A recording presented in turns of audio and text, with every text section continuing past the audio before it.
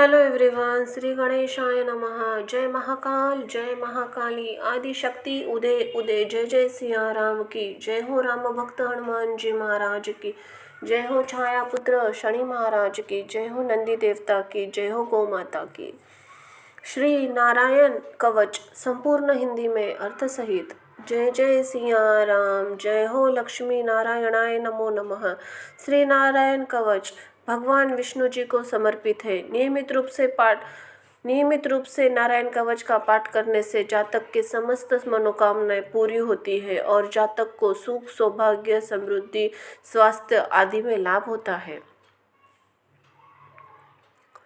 श्री नारायण संपूर्ण कवच अर्थ सहित। ओम नमो लक्ष्मी नारायणाय नमो नमः। न्यास। सर्वप्रथम श्री गणेश जी तथा भगवान नारायण को नमस्कार करके नीचे लिखे इस प्रकार से न्यास करें। अंगन्यास। ओम ओम नमो पादयो। दाहिने हाथ की तर्जनी और अंगूठा इन दोनों को मिलाकर दोनों पैरों का स्पर्श करें। ओम नमः जानुनो। दाहिने हाथ की तर्जनी और अंगूठा इन दोनों को मिलाकर दोनों घुटनों का स्पर्श करें। ओम मो नमः उर्वो। दाहिने हाथ की तर्जनी और अंगूठा इन दोनों को मिलाकर दोनों पैरों की जांघों का स्पर्श करें। ओम नमः उदरे। दाहिने हाथ की तर्जनी और अंगूठा इन दोनों को मिलाकर पेट का स्पर्श करें। ओम रा नमः हृदय। मध्यमा, अनामिका और तर्जनी से हृदय का स्पर्श करें। ओम यह नमः उरसी। मध्यमा, अनामिका और तर्जनी से छाती का स्पर्श करें। ओम नमः मुखे। तर्जनी और अंगूठे के संयोग से मुख का स्पर्श करें। ओम यह नमः शिरसी। तर्जनी और मध्यमा के संयोग से सिर का स्पर्श करें। करन्यास। ओम ओम नमः दक्षिणी तर्जनाम। दाहिने अंगूठे से दाहिने तर्जनी सिरे का स्पर्श करें। ओम नमः दक्षिण मध्ययाम। दाहिने अंगूठे से दाहिने हाथ की मध्यमा अंगुली का ऊपर वाला पोर स्पर्श करें। ओम मो नमः दक्षिणामिकायाम। दाहिने अंगूठे से दाहिने हाथ अनामिका के ऊपर वाला पोर स्पर्श करें। ओम भ नमः दक्षिण कनिष्ठनिभिकायाम। दाहिने अंगूठे से हाथ की कनिष्ठा के ऊपर वाला पोर स्पर्श करें। ओम ग नमः वामिक निष्टिकायाम। बाएं अंगूठे से बाएं हाथ की कनिष्ठा के ऊपर वाला पोर स्पर्श करें। ओम वह नमः वामनिकायाम। बाएं अंगूठे से बाएं हाथ की अनामिका के ऊपर वाला पोर स्पर्श करें। ओम ते नमः वामम मध्ययाम। बाएं अंगूठे से बाएं हाथ की मध्यमा के ऊपर वाला पोर स्पर्श करें। ओम वा नमः वाम तर्जनायाम। बाएं अंगूठे से बाएं हाथ की तर्जनी ऊपर वाला पोर स्पर्श करें। ओम सु नमः दक्षिणेष्टो पर्विनी। दाहिने हाथ की चारों उंगलियों से दाहिने हाथ के अंगूठे का ऊपर वाला पोर छुए। ओम दे नमः दक्षिणाष्टाया पर्विनी। दाहिने हाथ की चारों उंगलियों से दाहिने हाथ के अंगूठे वाला नीचे का पोर छुए। ओम वा नमः वामष्ठो पर्विणी। बाएं हाथ की चारों अंगुलियों से बाएं हाथ के ऊपर वाला पोर छुए। ओम य नमः वामाष्टास्त पर्विणी। बाएं हाथ की चारों उंगलियों से बाएं हाथ के अंगूठे का नीचे वाला पोर छुए। विष्णु शरण्यास। ओम ओम नमः हृदय। तर्जनी, मध्यमा एवं अनामिका से हृदय का स्पर्श करें। ओम वी नमः मूर्धध्वनि। तर्जनी, मध्यमा के संयोग सिर का स्पर्श करे। ओम शः नमः भुर्वे मध्य तर्जनी मध्यमा से दोनों भुवों का स्पर्श करे। ओम न नमः शिखायाम अंगूठे से शिखा का स्पर्श करे। ओम वे नमः नेत्रयो तर्जनी मध्यमा से दोनों नेत्रों का स्पर्श करे। ओम नः सर्वसिंधस्सु तर्जनी मध्यमा और अनामिका से शरीर के सभी जोड़ों जैसे कंधा, घुटना, कोहनी आदि का स्पर्श करे। ओम मह अत्राय फट प्राच्याम पूर्व की ओर चुटकी बजाए। ओम मह अत्राय फट अग्नेयम अग्नेय कोण की चुटकी बजाए। ओम मह अत्राय फट दक्षिणायाम दक्षिण की ओर चुटकी बजाए। ओम मह अत्राय फट नैऋत्याय नैऋत्य कोण में चुटकी बजाए। ओम मह अत्राय फट प्रीतिचायाम पश्चिम की ओर चुटकी बजाए। ओम मह अत्राय फट वायव्य कोण में चुटकी बजाए। ओम मह अत्राय फट उज्जितायाम उत्तर की ओर चुटकी बजाए। ओम मम अत्राय ईशान्यायाम ईशान के ओर की कोण में चुटकी बजाए। ओम मह अत्राय फट ऊर्ध्वायाम ऊपर की ओर चुटकी बजाए। ओम मह अत्राय फट आधारायाम नीचे की ओर चुटकी बजाए। श्री हरि अथः श्री नारायण कवच श्रीमद् भागवत स्कंद 8 और 6 श्रीमद् भागवत स्कंद 6 और 8। राजोवाच। राजा परीक्षित ने पूछा, भगवान देवराज इंद्र ने जिससे सुरक्षित होकर शत्रुओं की चतुर्रागिणी सेना को खेल खेल में अनायास ही जीतकर त्रिलोकी की राजलक्ष्मी का उपभोग किया, आप उस नारायण कवच को सुनाइए और यह बतलाइए कि उन्होंने उसे सुरक्षित होकर रणभूमि में किस प्रकार आक्रमणकारी शत्रुओं पर विजय प्राप्त की। श्री सुखदेव जी ने कहा, परीक्षित, जब देवताओं ने विश्वरूप को पुरोहित बना लिया तब देवराज इंद्र ने प्रश्न करने पर विश्वरूप नारायण कवच उपदेश दिया, तुम एकाग्र चित्त होकर उसका श्रवण करो। विश्वरूप उवाच। विश्वरूप ने कहा, देवराज इंद्र, भय का अवसर उपस्थित होने पर नारायण कवच धारण करके अपने शरीर की रक्षा कर लेनी चाहिए। उसी विधि यह है कि पहले हाथ पैर धोकर आचमन करे, फिर हाथ में कुछ पवित्री धारण करके उत्तर मुख करके बैठ जाए।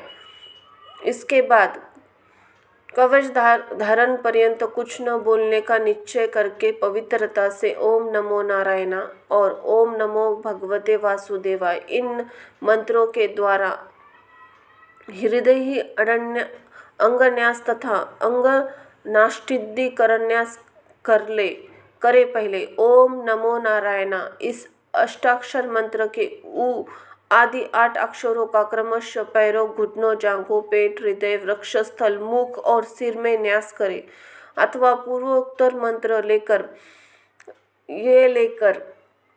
यकार से लेकर उकार तक 8 अक्षरों का सिर से आरंभ कर उन्हीं 8 अंगों में विपरीत कर से न्यास करे।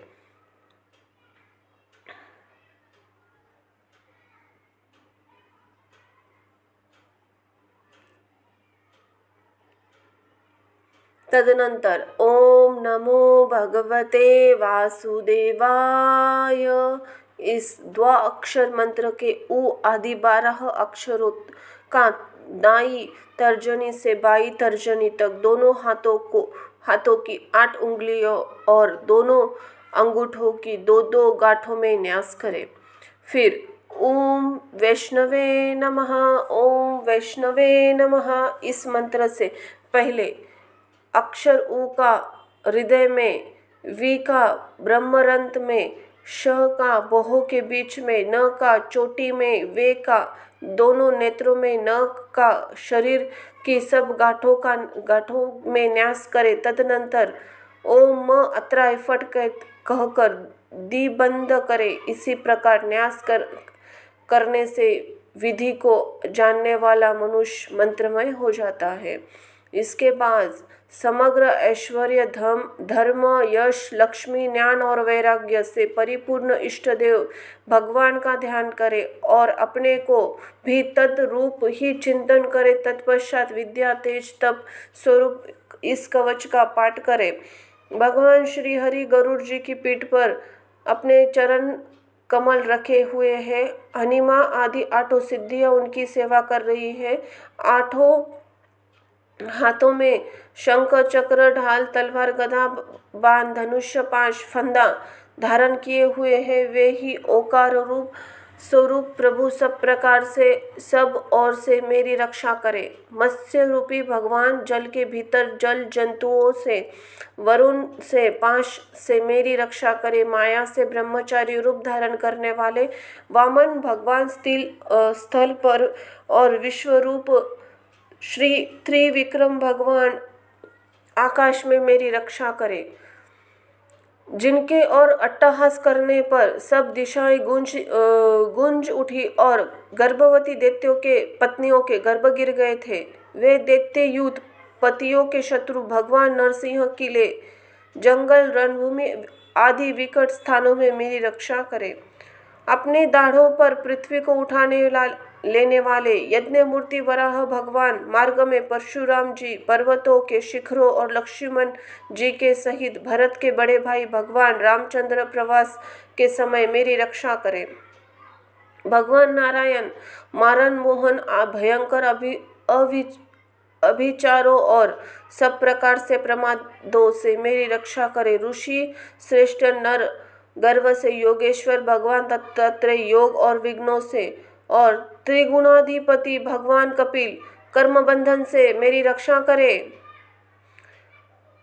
परमर्षि सनकुमार कामदेव से हयग्रीव भगवान मार्ग में चलते हुए समय देव मूर्तियों को नमस्कार आदि न करके के अपराध से, देवर्षि नारद सेवा पारधों से और भगवान कश्यप सब प्रकार के नरकों से मेरी रक्षा करे।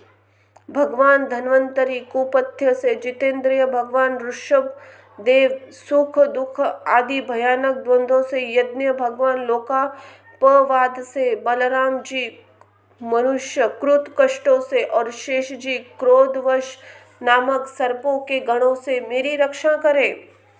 भगवान श्री कृष्ण द्वैपायन व्यास जी अज्ञान से तथा बुद्धदेव पाखंडियों से और प्रमाद से मेरी रक्षा करे। धर्म से रक्षा करने वाले महान अवतार धारण करने वाले भगवान कल्कि पापुबहल कलिकाल से दोषों से मेरी रक्षा करे।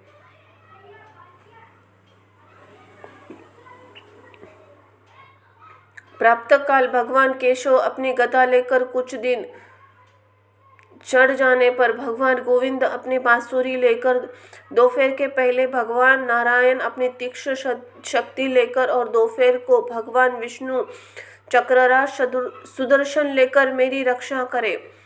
तीसरे पहर में भगवान मधुसूदन अपना प्रचंड धनुष्य लेकर मेरी रक्षा करे। सायंकाल में ब्रह्मा आदि त्रिमूर्तिधारी माधव सूर्यास्त के बाद हरिकेश, अर्धरात्रि के पूर्व तथा अर्धरात्रि के समय अकेले ही भगवान पद्यनाभ मेरी रक्षा करे।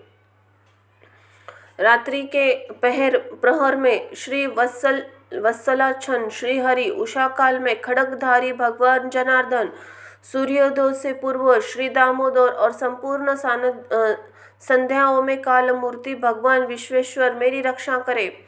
सुदर्शन आपका आकार चक्र रथ के पहिए की तरह है। आपके किनारे का भाग प्रलयकालीन अग्नि के समान अत्यंत तीव्र है। आप भगवान की प्रेरणा से सब और घूमते हैं। जैसे आग की वायु सहायता से सूखेगा घास फूस को जला डालती है, वैसे ही आप हमारी शत्रु सेना को शीघ्र से शीघ्र जला दीजिए। कोमुद की गदा, आपसे छूटने वाली चिंगारियों का स्पर्श वज्र के समान असह्य है। आप भगवान अजित की प्रिया है और मैं उनका सेवक हूँ। आप कुष्मांड, विनायक, यक्ष, राक्षस, भूत और प्रेतादि ग्रहों से कभी अभी कुचल डालिए तथा मेरे शत्रुओं को चूर चूर कर दीजिए। हे शंख श्रेष्ठ, आप भगवान श्री कृष्ण के फूंकने से भयभीत शब्द करके मेरे शत्रुओं का दिल दहला दीजिए एवं यातुधान, प्रमथ, प्रेत, मातृका, पिशाच तथा ब्रह्म राक्षस आदि भयावह प्राणियों से को यहाँ से झटपट भगा दीजिए। भगवान की श्रेष्ठ तलवार, आपकी धार बहुत तीक्ष्ण है। आप भगवान की प्रेरणा से मेरे शत्रुओं को छिन्न छिन्न कर दीजिए। भगवान की प्यारी ढाल, आज से आप में सैकड़ों चंद्राकार मंडल है। आप पाप की दृष्टि पर पापात्मा शत्रुओं की आंखें बंद कर दीजिए और उन्हें सदा के लिए अंधा कर दीजिए।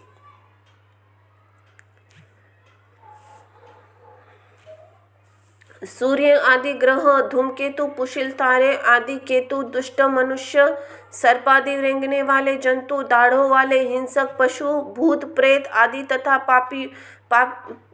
पापी प्राणियों से हमें जो जो भय हो, जो हमारे मंगल के विरोधी हो, वे सभी भगवान के नाम रूप तथा आयुधों का कीर्तन करने से तत्काल नष्ट हो जाएं। बृहद रत्नंतर आदि सामवेदीय स्तोत्रों से जिनकी स्तुति की जाती है, वे वेद मूर्ति भगवान गरुड़ और विश्वसेन जी अपने नामोच्चारण के प्रभाव से हमें सब प्रकार की विपत्तियों से बचाए। श्री हरि का नाम, रूप, वाहन, आयुध और श्रेष्ठ पार्षद हमारी बुद्धि, मन, इंद्रिय और प्राणों से सब प्रकार की आपत्तियों से बचाइए। जितना भी कार्य अथवा कारण रूप है, यह वास्तव में भगवान ही है। इस सत्य के प्रभाव से हमारे सारे उपद्रव नष्ट हो जाए। जो लोग ब्रह्म और आत्मा की एकता का अनुभव कर चुके हैं, उनकी दृष्टि में भगवान का स्वरूप समस्त विकल्पों से रहित है, भेदों से रहित है। फिर भी वे अपनी माया शक्ति के द्वारा भूषण, आयुध और रूप नामक शक्तियों का धारण करते हैं। यह बात निश्चित रूप से सत्य है। इस कारण सर्वज्ञ, सर्वव्यापक भगवान श्री हरि सदा सर्वत्र सब रूपों से हमारी रक्षा करे। जो अपने भयंकर अट्टहास से सब लोगों के भय को भगा देते हैं और अपने तेज से सबके तेज ग्रस लेते हैं, वे भगवान नरसिंह दशा विदिशा में नीचे ऊपर बाहर भीतर सब ओर से हमारी रक्षा करे। देवराज इंद्र, मैंने तुम्हें यह नारायण कवच सुना दिया। इस कवच से तुम अपने को सुरक्षित कर लो, बस फिर तुम अनायास ही सब दैत्यों युद्धपतियों को जीत कर लोगे। इस नारायण कवच को धारण करने वाला पुरुष, जिसको भी अपने नेत्रों से देख लेता है अथवा पैर से छू देता है, तत्काल समस्त भयों से मुक्त हो जाता है। जो इस वैष्णवी विद्या को धारण कर लेता है, उसे राजा, डाकू, प्रेत, पिशाच आदि वाघ हिंसक जीवों से कभी किसी प्रकार का भय नहीं होता। देवराज, प्राचीन काल की एक बात है, एक कौशिक गोत्री ब्राह्मण ने इस विद्या को धारण करके योग धारणा से अपनी शरीर मरुभूमि में त्याग दिया। जहाँ उस ब्राह्मण का शरीर पड़ा था, उसके ऊपर एक दिन गंधर्वराज चित्ररथ अपनी स्त्रियों के साथ विमान पर बैठकर निकले। वहां आते ही वे नीचे की ओर सिर के विमान सहित आकाश से पृथ्वी पर गिर पड़े। इस घटना से उनके आश्चर्य की सीमा न रही। जब उन्हें बालखिल्य मुनियों ने बताया कि यह नारायण कवच धारण करने का प्रवाह है, तब उन्होंने उस ब्राह्मण देव हड्डियों को ले जाकर पूर्व वाहिनी सरस्वती नदी में प्रवाहित कर दिया और फिर स्नान करके वे अपने लोक को चले गए। श्री शुक उवाच, श्री शुकदेव जी कहते हैं, परीक्षित, जो पुरुष इस नारायण कवच को समय पर सुनता है और जो अनादर पूर्वक इसे धारण करता है, उसके सामने सभी प्राणी आदर से झुक जाते हैं। जो आदरपूर्वक इसे धारण करता है, उसके सामने सभी प्राणी आदर से झुक जाते हैं, वह सब प्रकार से भयों से मुक्त हो जाता है। परीक्षित,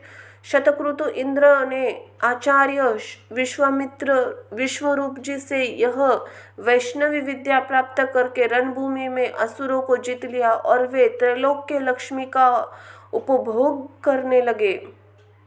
परीक्षित, शतक्रत इंद्र ने आचार्य विश्वरूप जी से यह वैष्णवी विद्या प्राप्त करके रणभूमि में असुरों को जीत लिया और वे त्रैलोक्य लक्ष्मी का उपभोग करने लगे।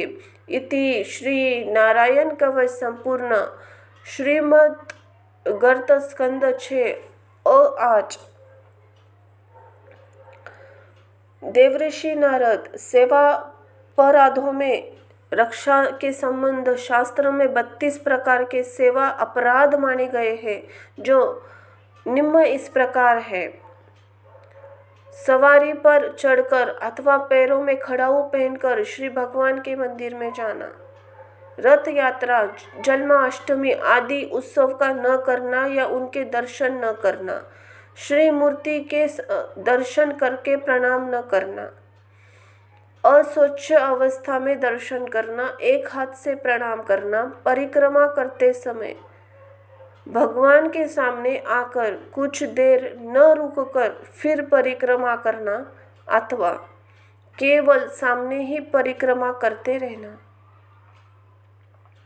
श्री भगवान के श्री विग्रह के सामने पैर पसाकर बैठना, दोनों घुटनों को ऊंचा करके उनको हाथों से लपेटकर बैठ जाना, मूर्ति के समक्ष सो जाना, पूजन के समय अथवा मंदिर आदि में भोजन करना,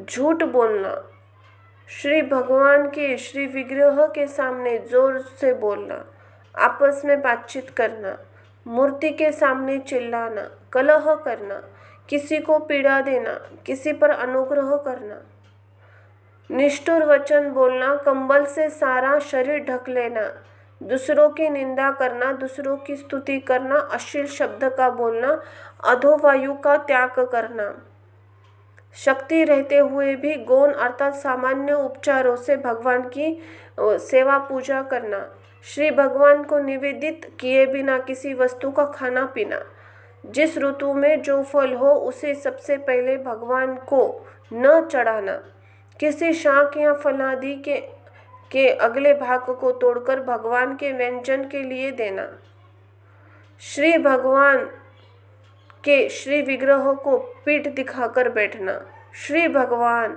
के विग्रह के सामने दूसरे किसी को प्रणाम करना, गुरुदेव की अभ्यर्थना करना, कुशल प्रश्न और उनका सांत्वन न करना, अपने मुख से अपनी ही प्रशंसा करना, किसी भी देवता की निंदा करना,